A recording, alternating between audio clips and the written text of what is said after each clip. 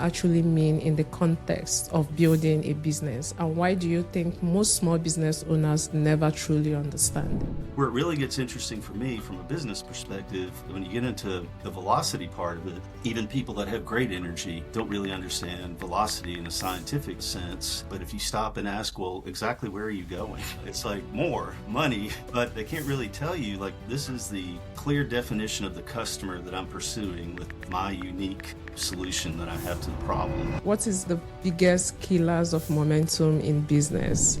The number one thing is the energy field. You have completely underestimated how much energy is required to get you to where you want to go. You know, if you have the energy problem and you're not smart about having a clear path where you're not wasting energy going in 18 different directions, that will kill it more than anything.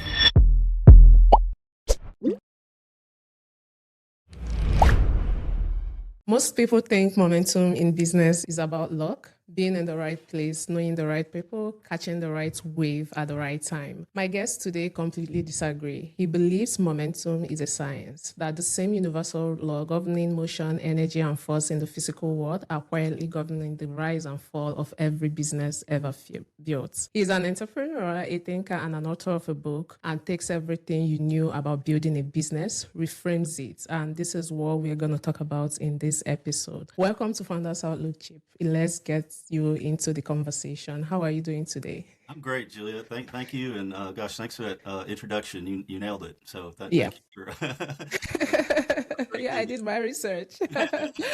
So, Chip, can you take us back to the very beginning? What problem were you trying to solve when you first started, and what made you believe you were the right person to solve it? Yes. Well, I've been an entrepreneur, I guess, for 7 years. Prior to that, I worked in the banking industry, worked for several major regional banks in the United States and the Southeast. And, my responsibilities are almost all over 35 years working with small business owners. And at first I was working directly with them as a relationship manager, but ultimately for 3 different banks, I led the practice of the bank to have great banking experiences. And so these small business owners, as time went on, more and more products and services and ideas came into the banking industry in the U.S. as things consolidated. And, we kept having to cross these thresholds of, financial products, investment products, and then to online banking, and then to, it was a number of things. And finally, we were on this frontier of advice and thinking that, for most brands, I think if you can provide great advice to people,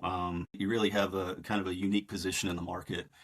And so we started working on, what's the right advisory position for a bank with small business owners. And I just learned, I'll leave many years of study and experiences out of it. I just learned that what we were working on was such a small piece of the puzzle for a small business owner. Capital is really important, and liquidity and the safety of your money is really important. But when you start thinking about what does it take to move a business forward consistently, there were so many variables in it that I just found missing at scale for small business owners. I couldn't really figure out where people found the advice. A lot of the systems in banking had been reconfigured through mergers and getting bigger and getting more efficient and that type of thing. And I had this idea about momentum, and I just felt like to me it's a universal law. It applies to everything. A lot of people will say, well, it's a great metaphor, and I just don't believe that way. I just think that if something's universal, it's universal. And I just felt like that was 2019, so I'd been in banking 35 years. Oh, wow. And in that time, the failure rates had never changed. It was like when I started in 1984, you had a 50-50 chance of making it 5 years, and probably about a 20% chance of making it 10 years. And it never changed over that time. And I just thought there's something missing here. There's something about the way that a small business owner thinks that is getting in the way of long-term success. And I really found it in this formula, the momentum formula that, Newton's probably one of the classic thinkers of all times, and he broke it down to mass times velocity, and that's what I've been trying to bring to small business owners ever since. It's a very simple but not simplistic way to think about your business, because there are so many lessons packed into that little formula of mass times velocity that I think once people start thinking about it, they get it, and it really resonates. So that's that's the origins of it. It's from, I think I hate to say passion, but definitely a strong admiration and kind of affinity for small business owners, the risks that they take, the creativity, the hard work, trying to make things work. And I just felt really called to, try to do my part. You never know where Yeah. it's going to turn out, but, I felt like I had something to offer, and I just took the plunge and did it. It's funny, looking at your background, banking, right? And look at you, you are thinking about business in a very unusual lens, which is science, momentum, force. Walk me through it. What does momentum actually mean in the context of building a business? And why do you think most small business owners never truly understand it? Gosh, that's a huge question. Um, Sorry. well, maybe I'll talk about momentum in a science perspective, and then if you're okay with that, then I'll kind of jump Yeah, jump into the business part of sure. it. In science, the simple equation of mass times velocity. Hmm. First of all, when you look at the equation, energy is not explicit in the equation, but it's kind of embedded in the idea of velocity. You've got to have energy to have velocity, got to have speed to have velocity. But so if you assume that, like, you've got to be vigilant at all times about your personal energy toward the business and the energy distribution from you to others as you try to grow. Like, there's so many people that need to be lit up by you and to be feeling like a great positive energy force in that. That's probably the first hurdle to clear is, where's your energy coming from? Is it positive, creative energy, or is it escapist, maybe even destructive, trying to teach somebody a lesson that didn't treat you right at another job or whatever, so that you have that. But where it really gets interesting for me from a business perspective, when you get into the velocity part of it, even people that have great energy don't really understand velocity in a scientific sense. And when you do understand it, I mean, it really drives you to a lot of consistent business practices that ensure you're on the right path. Hmm. Because in science, velocity is a vector, and by definition, a vector has to have a direction, a distance, and a speed. And what I found in business, especially in startups, people that are maybe 1 to 3 years in business, they have the energy field. They're excited. But if you stop and ask, well, exactly where are you going? It's like, more, money. I want profit. Yep. But they can't really tell you, like, this is the clear definition of the customer that I'm pursuing with my unique solution that I have to the problem. Mhm. And embedded in that is not, I mean, I don't think it's an egotistical belief, but it's kind of an assumption that whatever I bring forth will have enough value that there's so many people that can use this that it's going to find its way to the right place. But what you realize is the clock is ticking, and it takes a long time to find your target and find the right way to get to the target. So in my book, I talk about this is the idea of linear momentum, Mhm. distance, direction, and speed. But there's another type called angular momentum, which is just spinning in circles. And I think that's what a lot of small business owners have, is like, there's this tremendous energy and activity of, especially when you start thinking about marketing, like, we're going to do social media, we're going to have, cold email, whatever it is. Like, you get caught up in all these activities, but it's kind of a spinning game of not actually moving forward toward that client. And to me, that's probably it's probably the second biggest thing that where businesses go wrong. And I think probably the biggest thing is in the mass section of the book. And mass in science is not size, so that should be comforting to smaller companies that are starting. It's not about being a 10 or 15 or $50 million company. It's about the weight that you bring to the market. Mass in science is density, it's weight. And when you peel it back and you start thinking about the science of it, that 98% of the mass of anything is in its nucleus, you suddenly find yourself in the middle of something and wondering, well, what's different about what I'm doing? First of all, am I equipped Mhm. for it? I mean, am I just kind of excited about being an entrepreneur? But have I failed enough to do this? Do I have experience of the thing that I'm undertaking? Do I have colleagues that support me? The inner circle, so to speak, of the business, is it really solid and weighty? But the most important thing, is it unique? And what I find a lot is, people get excited that, hey, there's room in the market for another, HVAC company, or there's another, there's room for professional services of some kind. And what you realize is that, if you don't have a unique, if you're not doing something new, I mean, you are in the battle royale of stealing customers from other people with no basis for it. It's like, you may be a good person, you may be trustworthy, but when it comes down to it, it's like, well, I've been working over here with Acme. Why would I go to Beta and incur all the costs of a change. And to be extremely rigorous about that idea of how you're uniquely different and how that's sustainable over time, I think that's one of the biggest things. It is the number one thing that small businesses miss when they start is it truly unique and is it sustainable? Or is it something that the competitor will go, hey, yeah, that's a great idea. I'm going to do that too. And you're right back to where you started. So Yeah. I haven't gone too around the block too many times, Juliet, but Yeah.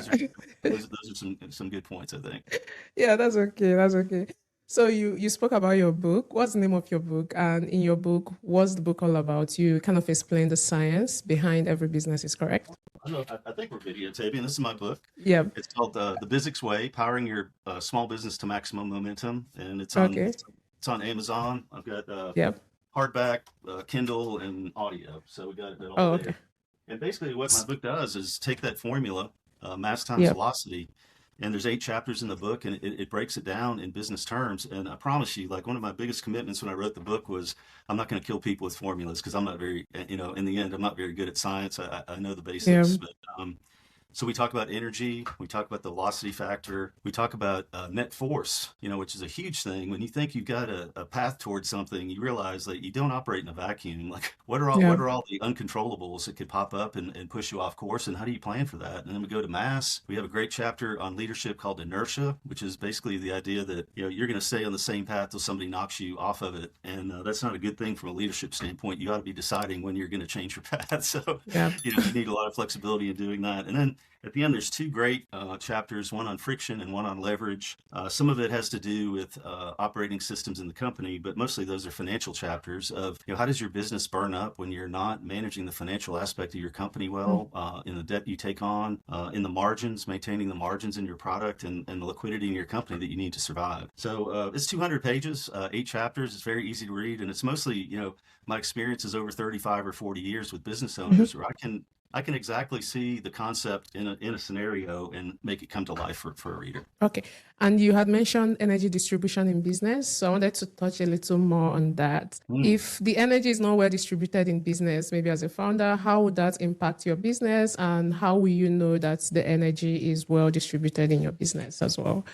Yeah, The impacts and how will you, it's notice what is happening? Yep. I'm not shining the apple here, Julia. These are great questions. Thank you for being so Yeah. prepared for this.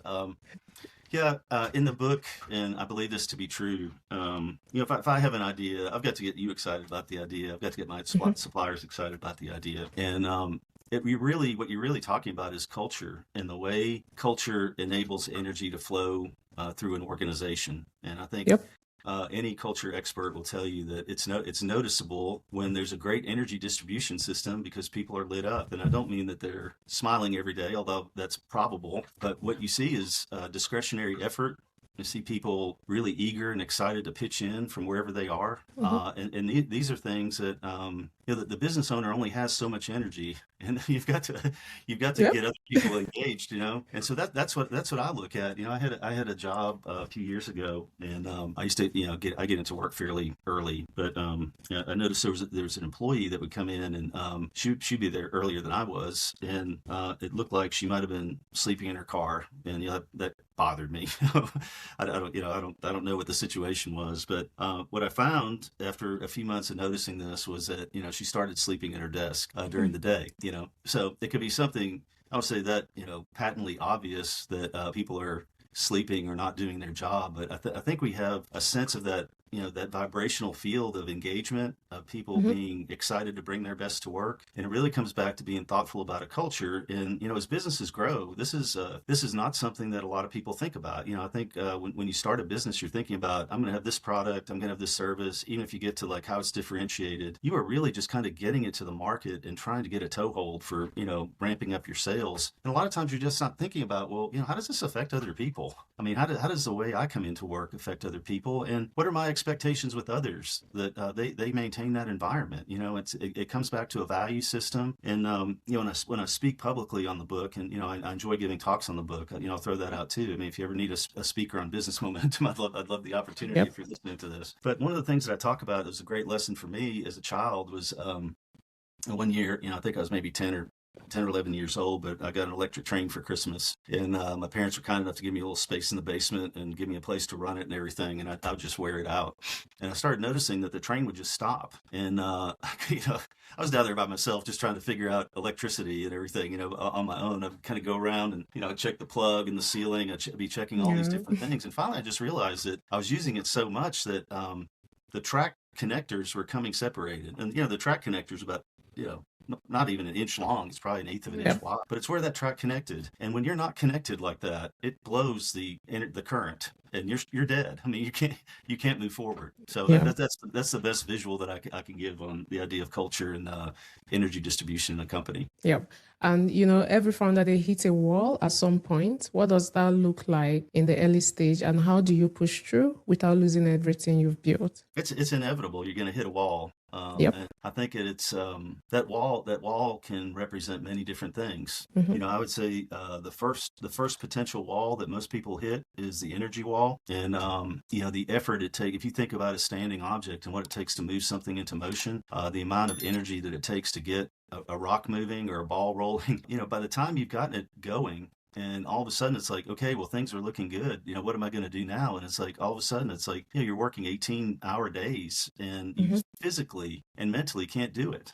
I mean, I True. think that's the first wall. But then I think there are other walls. I point to things like economic conditions, changing workforce, changing expectations of the workforce, availability of labor, and you use the term power through it.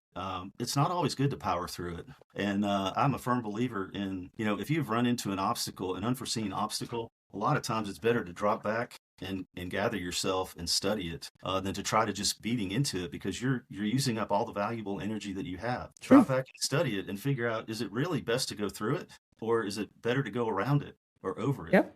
or underneath it, and that's where, I talked about that inertia chapter. That's what that chapter is really about. Like, there's an old saying that, rockets are off course 95% of the time. I don't know if that's exactly true, but I think there's a lot of adjustment that happens. And I think in business, we're so results oriented that we think we can power through things. And most of the time the course is around it somehow. And it takes, just a pause, some thinking, having a circle of advisors and mentors outside the business to ask them. If you're not in a trade association or an industry association or a chamber group or something like that, just say, what are you guys doing? And all of a sudden you find out, well, we're going to have online orders, or we're going to do home delivery, or, whatever it is. I mean, there's some solution that will work. The economics and the delivery to the customer will work. So I think that's another big one. But, I think that the one other one that I'd like to throw out, and it doesn't always feel like you're up against a wall, that you run into a Okay. wall, but Hmm. it's plateauing. And when you have been in business for a while, and let's say you've navigated all these other things, and find this in banking a lot,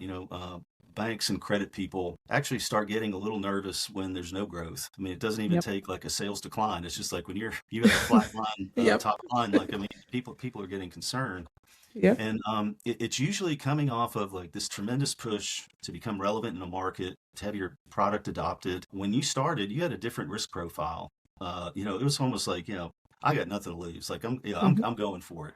So let's say you've had 5 years of success. You've developed a business that supports you and your family. That next risk-taking time is critical for you. And if you haven't been studying, over the 5 years, like what your next move is going to be, what is Hmm. adjacent to you, if you're in trucking and you decide to start a shipping company too, or like, you've been doing plumbing and you decide to do electrical, or, whatever it is, wherever that adjacency is, and planning for it to start that next entrepreneurial wave of success, you'll continue to flatline until you've basically gone backward without even realizing it. So Yep. I encourage people every year, have a 3-year planning process, rolling 3 years. Every year, refresh it, and every year, ask the people who are closest to the action. What are the best ideas that we can start testing right now without investing $1 million in it? Are there things that we can add on to our business that will excite people, and have that be part of your ongoing planning process, and get the information from the people that are closest to your target client. I'm a firm believer in that. And we see that so much in the banking industry. Is just like, there aren't any new ideas coming.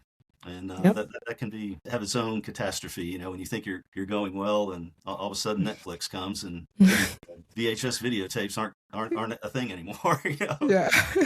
There are examples of this thing that I'm talking about, but it affects small business owners even more. Yeah, and I would ask you if there has been a time you made a decision that completely backfired. What happened? How did it force you to rethink about the way you were building? Have you ever experienced this? And Hmm. did it change, the way you are building? I would say there are several times in the banking industry where I felt like we tried things and they didn't work. It wasn't Hmm. my capital at risk, and I think that luckily they weren't huge bets or adventures, where we put a lot of money into it, but you could just tell, things weren't, people weren't adopting it. I'd say for me personally, Juliet, like I'm Hmm. still, I started Bizzics in 2019, Yeah. and I started it as kind of a traditional coaching model. Okay. Get business owners, coach them, and I've been tinkering with the right marketing plan ever since. Like, where is the place where I'm really going to get traction? Because what I found, like, my target client Yeah. at 1 to 5 years in business is not the client that's going to pay $2,000 a month for True. coaching, and True. that's not what I want to do anyway. Like, Yeah. I want this to be accessible and affordable for people, and so Hmm. that took me to, okay, well, my ability to build a funnel of people that will do this on my own Hmm. by just simply networking, it's inadequate. I can't do it. That led me to the book. So I wrote my book. It took me about a year and a half to write it. It came out in 2024, Oh, and okay.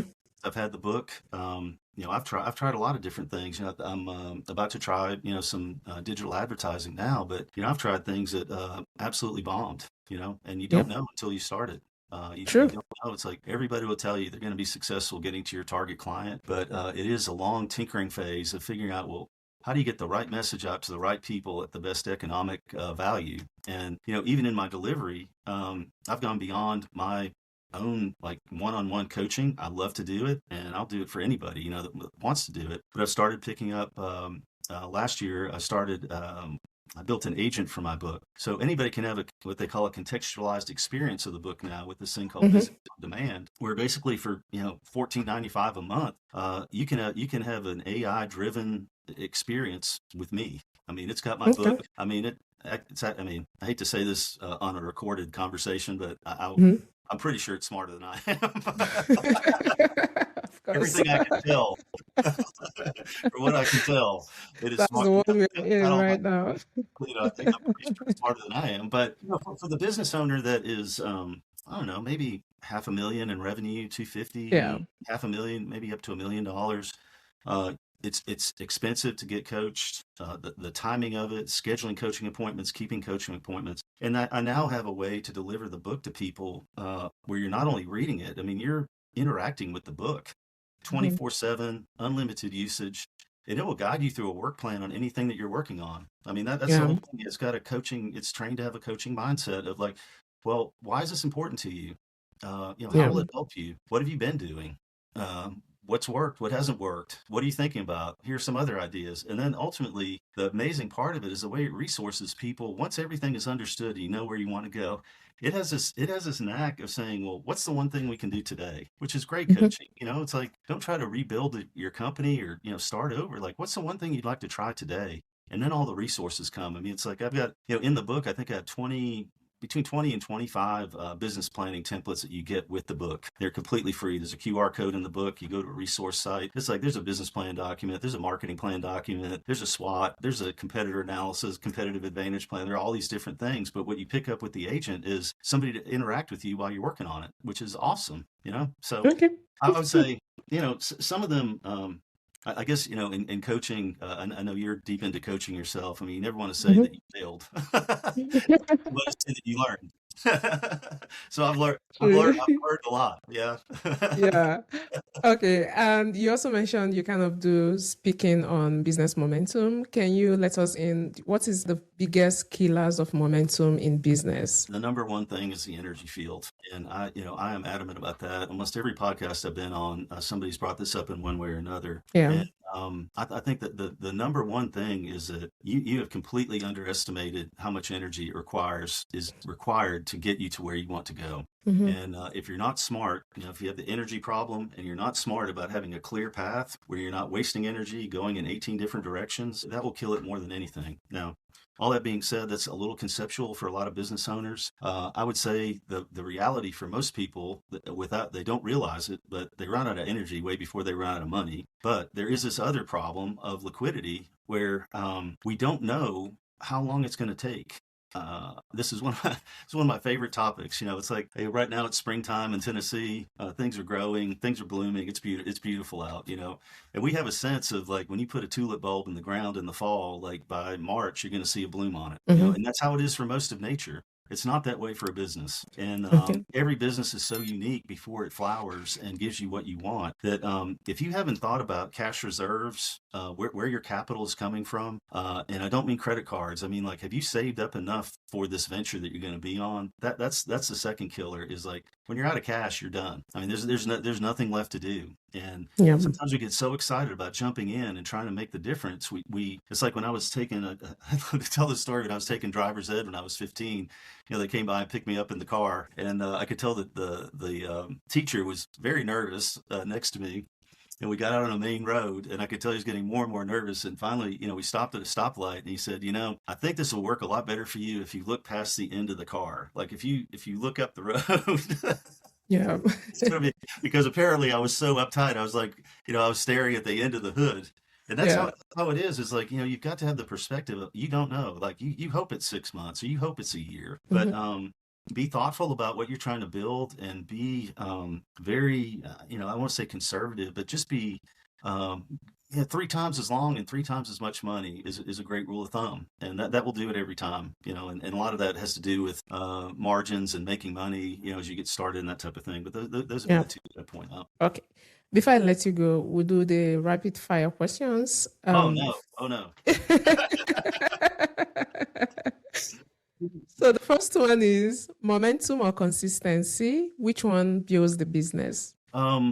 Consistency fuels momentum. So I would take consistency as a critical part of momentum. Momentum can be one giant push or 100 small pushes. And, sometimes we get blinded by the big power move, but you're usually better off with 100 taps along the way. Consistency. Okay. Failure or fear? Which one has taught you more? Failure has taught me more. I mean that in the sense of resilience. I think every time I failed, fear has played a role in it somehow, and I've learned to not be afraid. Physics aside, what's the one human quality that separates founder who make it from those who don't? Oh man, human quality, that separates founders who make it from those who don't. The ability to connect with other people. Okay. Connection or communication, ability to connect. Okay. Well, all right. My favorite John Maxwell books is everyone communicates, you connect. So I put connect on a higher plane than communication, and it does take true connection to be successful in business. Oh, okay, nice. Thank you, Chip, for joining us today. It was such an insightful session. I truly enjoyed it. And thank you also. All right. I will surely check out your book. You said it's on Amazon, correct? It's on Amazon. If I could just give everybody my stuff. My business website is bizzics.com, www.bizzics.com. And in that site is a section for Bizzics on Demand, so you can learn all about the agent that I talked about. My speaking site is chiphiggins.com. Just my name. And it's got a lot of stuff about my speaking topics and that type of thing. I'm on LinkedIn under Chip Higgins, and feel free to reach out to me anytime. I love talking to business owners. So no charge. I'm not here to gouge anybody. I just love hearing people's stories. So feel free to reach out anytime. I really, really enjoy the engagement. Yeah, you've heard it, viewers. Please reach out to Chip and also learn the science behind every business. It's not just, he will guide you through it and also help you in your business. Thank you all for joining us today. Please make sure